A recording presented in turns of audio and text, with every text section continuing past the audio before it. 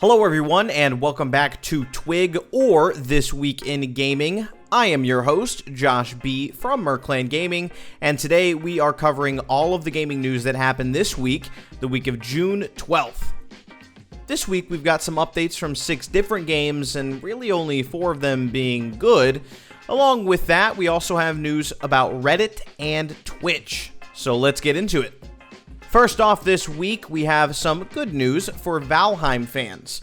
Their latest update has hit the public test servers with many new features that the community has been requesting for a long time. The most major change from this experimental update are the new world modifiers, which allows players to pick from 6 different game modes.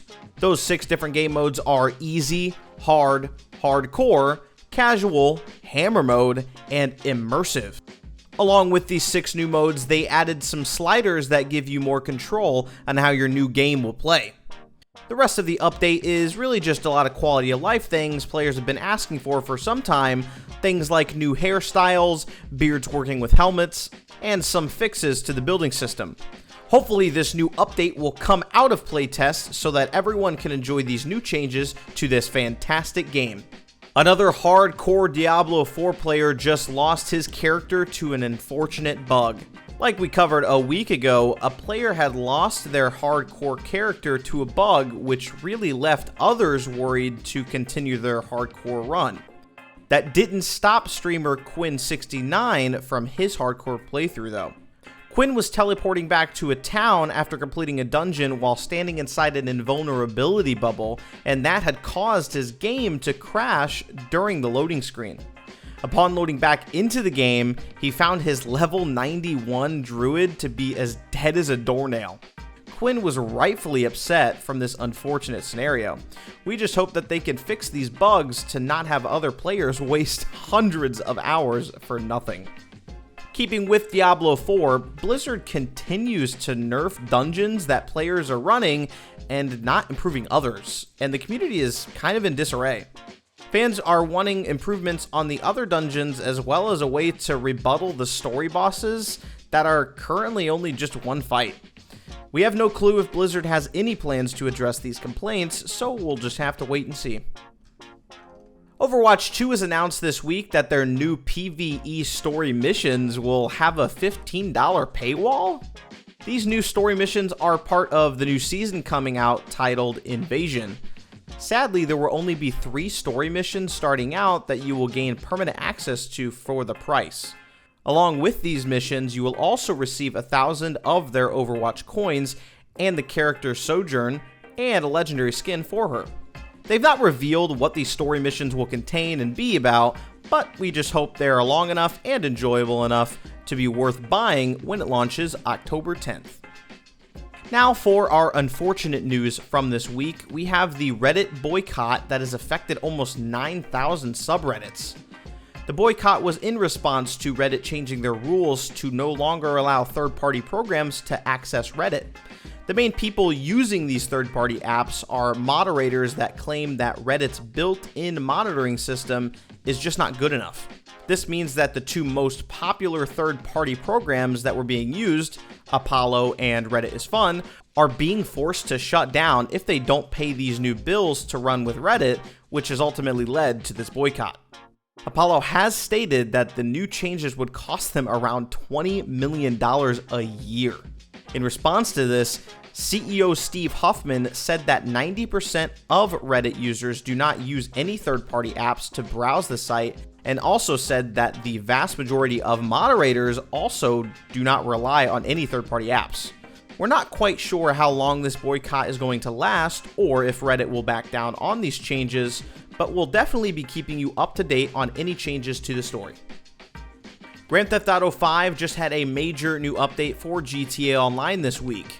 The update titled San Andreas Mercenaries Update has a number of changes and additions to the game, along with a fun set of new missions. The update adds a handful of new vehicles, a new jet to the game that fans are very excited for, and a handful of quality of life changes that players have been asking for years. Most notably being able to call Moore's Mutual Insurance to claim all destroyed vehicles, not just per storage basis. Along with this update, they had stated that they would be removing vehicles that were noticeably unused by the player base off the websites where you could purchase them from. They did this to make it a more streamlined way of browsing the site and easier to find vehicles. But when the update hit, players were shocked when they realized that almost 200 vehicles are now completely unable to be purchased. Players quickly made a list of all the vehicles now unable to be purchased, and some noticed vehicles that are most definitely still being used by a decent percentage of players, such as the Comet. Most of the vehicles removed were some of the OG vehicles from the base game, but spanned all the way to a vehicle or two that was released during the Cayo Perico heist, which was only about 2 to 3 years ago. Now, some of these old vehicles are technically still purchasable, but only behind a paywall through their GTA Plus subscription, and only on the latest console versions of the game. Not even PC players can get them. Hopefully Rockstar does something to address this massive flop of an idea and we get those vehicles back. And Rockstar, if you wanted to make it easier for people to browse the vehicle sites, you could have just added a search bar.